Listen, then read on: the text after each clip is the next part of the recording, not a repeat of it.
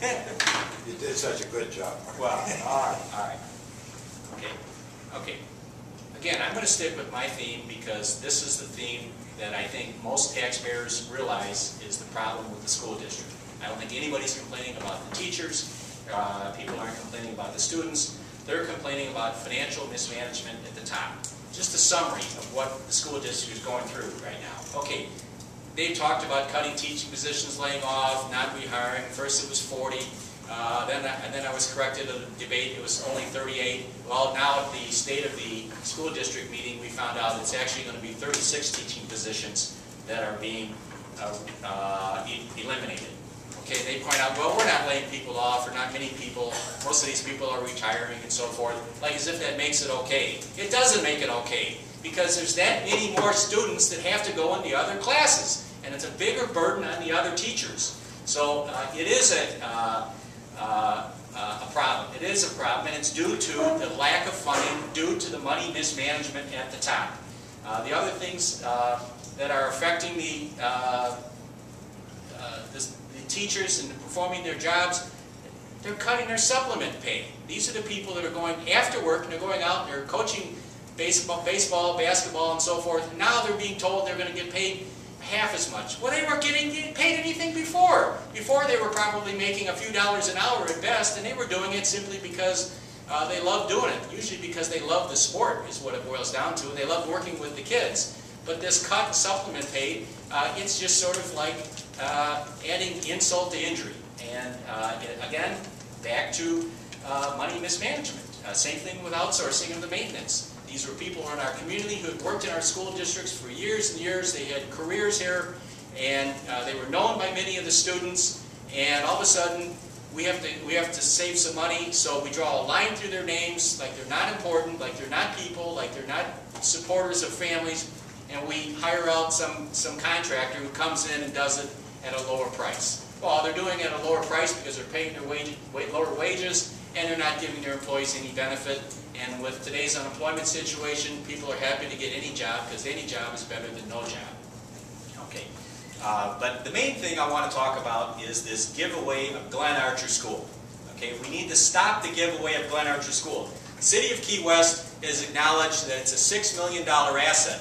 And what they've done is they've offered to give us some parking space for our buses. They're not giving us title to the land that we're going to park the buses on. We're not getting anything in exchange for it other than an indeterminate amount of time to use the school bus area to park. And that's not worth $6 million. We're going to get use of part of Glen Archer maybe for some office space or something after they get it remodeled. Again, indeterminate amount of time, it's not worth $6 million. The building should have been sold to the highest bidder. We should have taken the cash and kept it within the school district. And the ink on that deal is not dry. We can still reverse it. That was an insane decision by the school district to just give away a $6 million asset, and it can be reversed because it hasn't been finalized yet. And at the meeting, board president, Mr. Dick, said that the building is a capital asset, okay, and we can't use it in the operations fund. So therefore, it doesn't matter if we give away $6 million because we can't use it to provide funding for the teachers and so forth, and for other services associated with operations. And I say you have to look at it differently. You have to look outside the box. The way to do it, if they want to keep that $6 million and use it to help out with operations, is buy capital assets with the $6 million. I'm talking about modest housing, and I'm talking about automobiles, because everybody needs a car to drive, pretty much, and everybody has to have a place to live. And those things, if owned by the school district, could be offered to the teachers in reduction for their pay correspondingly equal to roughly the fair market value of those assets that are being used. That's how they could have saved that money and used that $6 million, kept it within the school district, and used it to help out in operations. Thank you. Mr. Peterson is right. Finances are obviously the #1 issue for our district. If we had lots of money, a lot of the problems that we're facing would just go away. I think the problem is the irresponsibility when it comes to making decisions on how they're going to spend our money. I don't, or hear, or read often that there's any kind of due diligence when they make their decisions. They're firemen. They have a problem, and they have to put the fire out after they make it because they never look ahead. And those irresponsible decisions that they make are costing us lots of money that are affecting the kids. We're losing programs. Helios High School is down a period. They keep talking about attrition. They didn't fire people, it's through attrition. What does that really mean? That means someone's leaving that position and we're just not going to fill it. Therefore, we're down teachers. Larger classrooms, more problems for the teacher that has to deal with teaching perhaps a variety of subjects instead of specializing in what she's good at and the kids will benefit the most from. We talk about cutting these programs. Well, how does that affect us? We're number 8 in the state. We've been top 10 in the state probably for the last 7 or 8 years. Do you really believe that that's going to continue? In the past, we've been trailblazers in IT, in a variety of areas, because we had forethought, we were funding these programs, we were supporting these programs. Now they're going to go away. Where do you think that's going to leave us on the list? I'm going to venture to say here in the next couple of years, and I say it sadly, because again, the children are paying, we will no longer be in the top 10. If we're not funding these programs and we're not supporting these efforts, we're no longer going to be in front. We're going to be playing catch-up to every other school district that's in the top 10. So I think that the gentleman that sits on that school board currently should have thought a little bit outside of the box instead of making these drastic cuts the way that they did and found other funding streams. And I've discussed this before. One of my pet peeves is that I feel that we do not utilize grant writing. There's a lot of federal money out there. And I know that we have one grant writer, she writes them, she oversees them, and then they have other people that assist. But that seems to me that that would be a tremendous return on their investment, and they invested in that department. Federal dollars are always out there. There's a lot of programs that have run in our school district for many, many years through federal dollars. Why haven't we exercised that? Why haven't we looked further into that? That's a question I had for them. And again, I agree.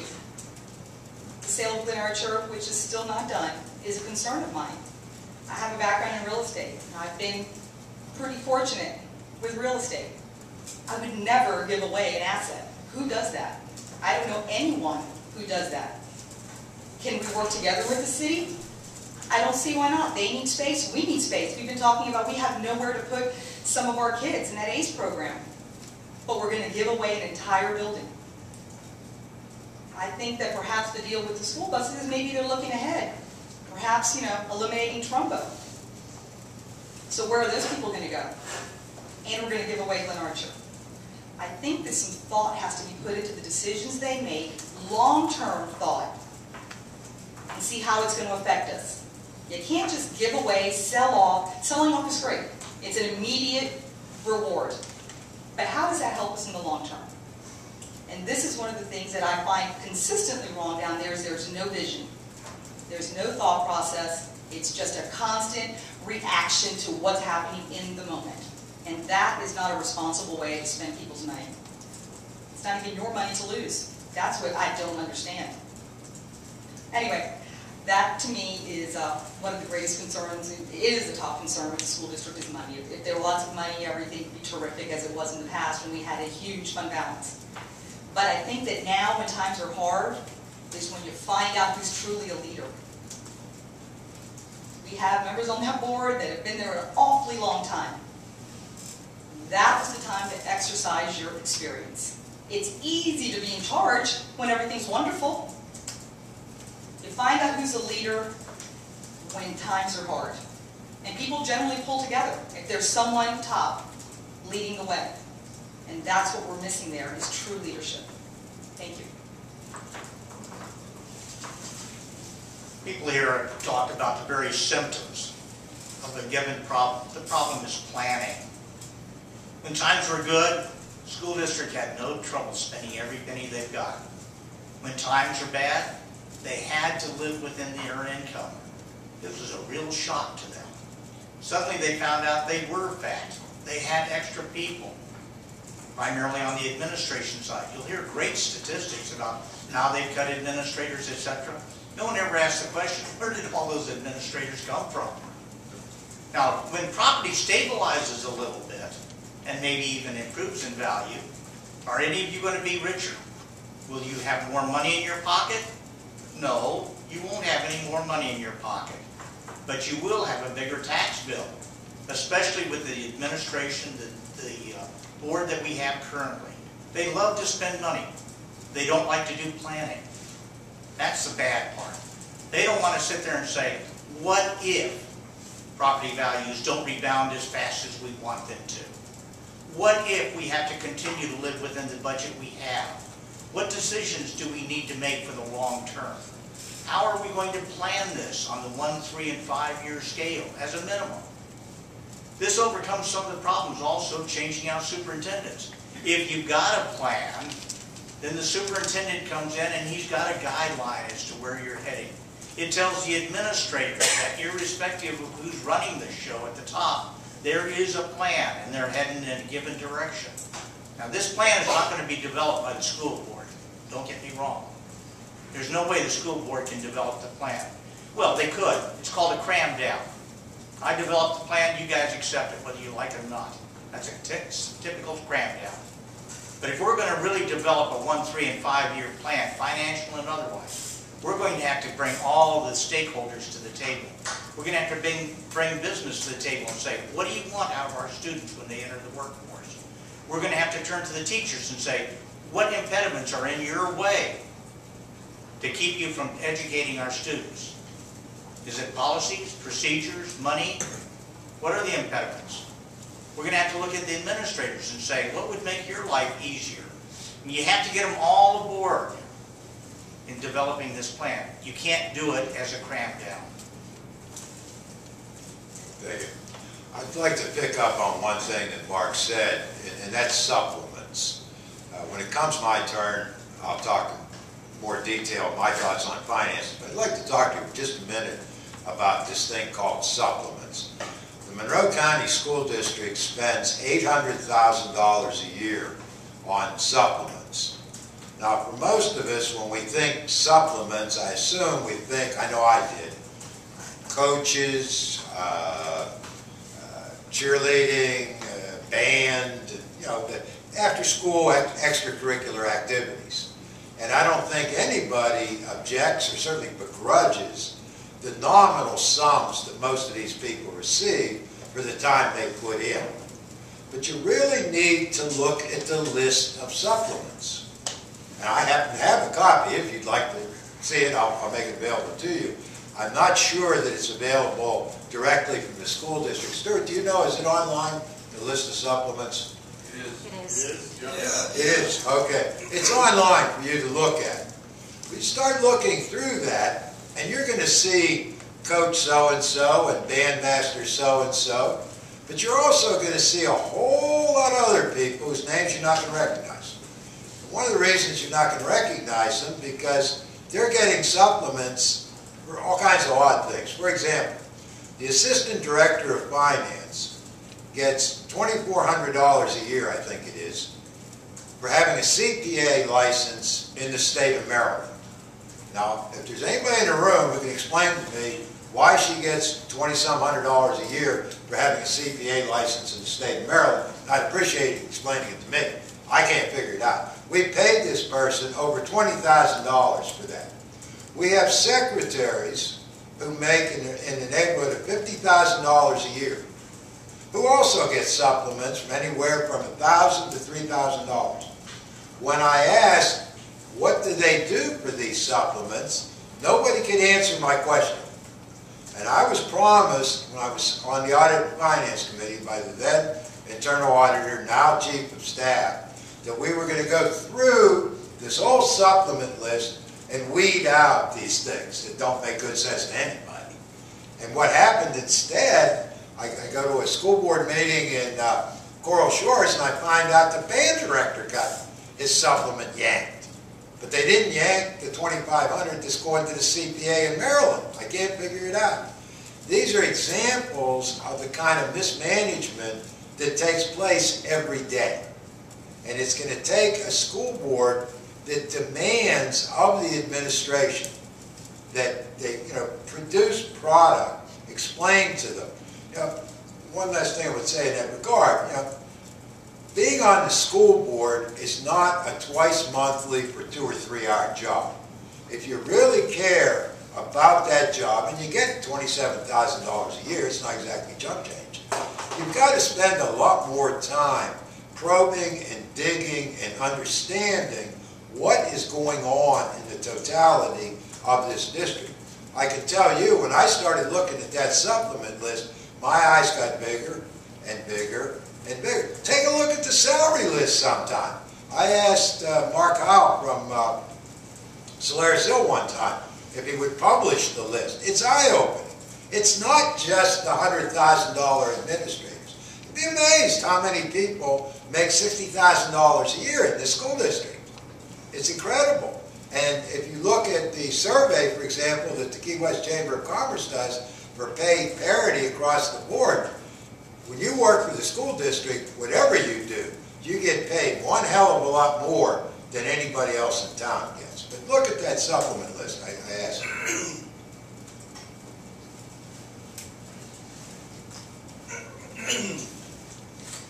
I pretty much agree with almost everything that they have said. Glen Archer is a done deal. It is not going to be reversed, I don't believe. I fought it for months or a year, trying to lobby John Dick, the school board, Key West City Commission, Mayor Cates, and it would have made a great school for the ACE kids. That's the troubled kids. Instead of trying to bus them up to Sugarloaf Key. But they don't have it anymore. It's gone.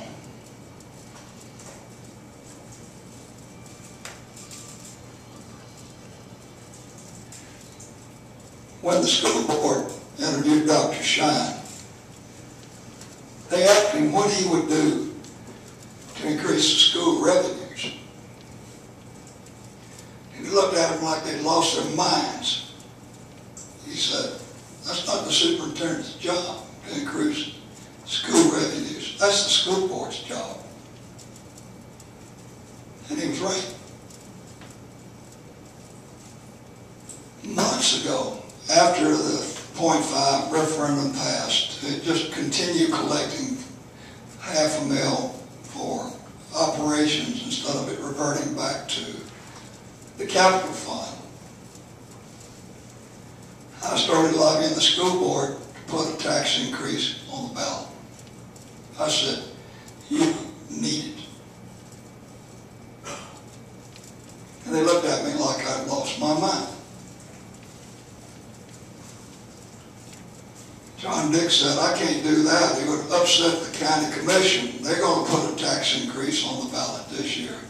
Well, you read in the Citizen the other day, they have a happy budget this year, and nobody's going to get a raise. They're not going for a tax increase. And they're going to raid their reserve fund balance to make ends meet this year. They could have put the school tax on the ballot. They still need to do it. They have suffered a huge revenue loss that has got nothing to do with mismanagement, but a tremendously depressed real estate market. And there were people that wanted to defeat the .5 mil referendum, which would have been Armageddon. That's another $9.5 million they'd have been without if they'd lost that. I went to the AFC meetings, Audit and Finance Committee meetings, and everybody there understood that even if the .5 mil referendum passed, that's $9.5 million or so. There would still be about a $6 million shortfall. But they didn't want to talk about that much in public because they were afraid it would cause people to vote against the referendum.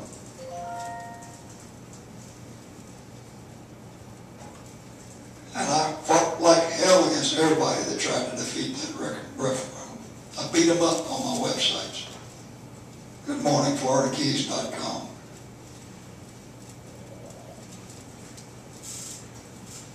need a tax increase, I'm sorry to say. All this other stuff they say is right. They need to keep the sharp knives going. They need to tighten it up a lot more. But they're not going to be able to tighten it up enough. And the union can tell you that. There is never going to be happiness between the teachers and the union on this side and the school district on the other side if there's not enough money. It's just not going to happen.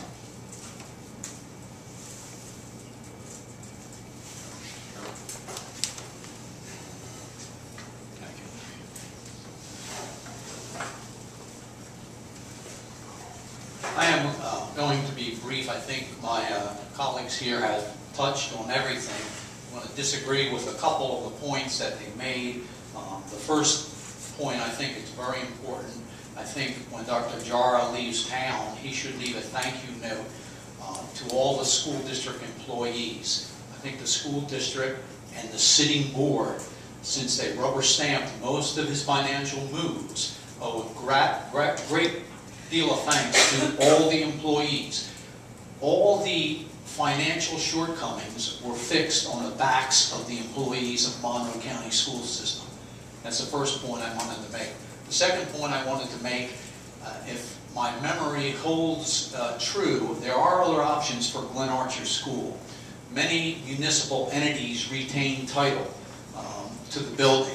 They don't have to sell that building outright. They can retain the title. They can lease it to that entity for 20 years, 50 years, whatever they see fit. They can go for a nominal lease of $1 per year.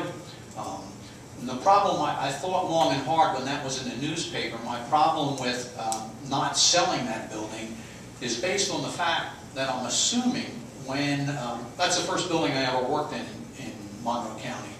It was Glen Archer Junior High School at that time, so that really dates myself. Not only is it not anymore, but there are no such thing as junior high schools anymore. They're all middle schools. They may come around. I've watched that in my career. Junior high schools may come back. I think that building was bought and paid for by taxpayers' dollars of Monroe County, whether it be city residents of Key West or taxpayers in Monroe County. Do we want to charge them twice for the same building? I think not. I think we can accomplish a compromise with the city. I don't know if it is a closed deal or not. I have not kept up on the ins and outs, and it gets very little press. But I think we can come, retain title, and not, that purchase price eventually is going to come from the taxpayers of the residents of Key West. Also, I've highlighted some thoughts that came to my mind in reference to fiscal mismanagement. Number one in my mind was poor and reoccurring audits from the State Department, from the Auditor Generals.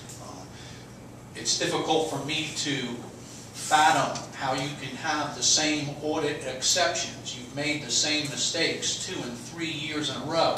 And one of the first requirements, you as a principal, if they're auditing your school, and you as a superintendent, is you have to submit a corrective action plan back to the state on how you're going and the contract wasn't honored. And now we know that that is an impasse, and it's in the hands of the Public Employees Relation Commission, and we'll go to a special master. The reserve fund balance, this is the district's, for a lack of a better word, piggy bank. The money they're not going to spend to show that they have some equity. There was difficulty. Do we keep it at 4%? Do we keep it at 5%? Do we fall below 3%, which requires oversight from the state? They'll come in and they'll tell you how much money you have to have in it. They have the latitude to take action, far-ranging actions, from taking over. The most drastic would be to take over the daily operations of the district to where they could just send financial advisors to the district. The lack of, someone else brought up the lack of financial forecasting. That's been talked about for almost 2 years now. 3-year plan, 5-year plan.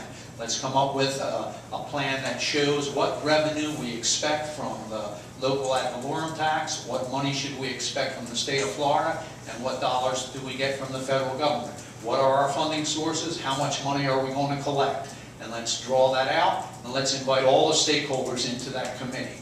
Let's invite the union, let's invite interested community members, and any oversight committees that the district may have created for just that purpose in reference to Audit and Finance Committee.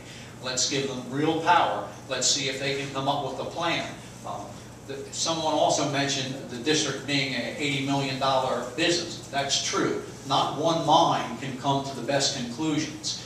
You have to collaborate with other people to come to the best decisions. The outsourcing of jobs, I mentioned this earlier.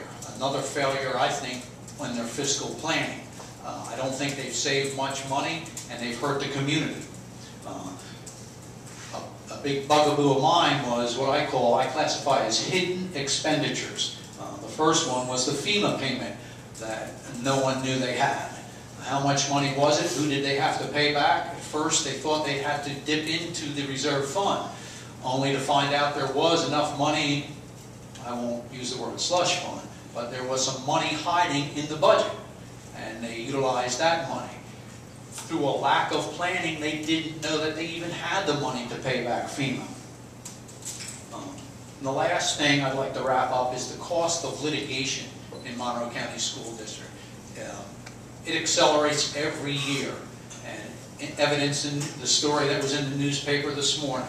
Our batting average is not very good when it comes to litigation. We lose more suits than we win. I think we have to look at mediation and settling litigation problems at their onset.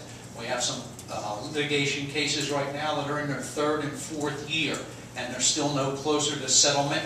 It makes me wonder if they even remember the points that drew the suit in the beginning. Thank you.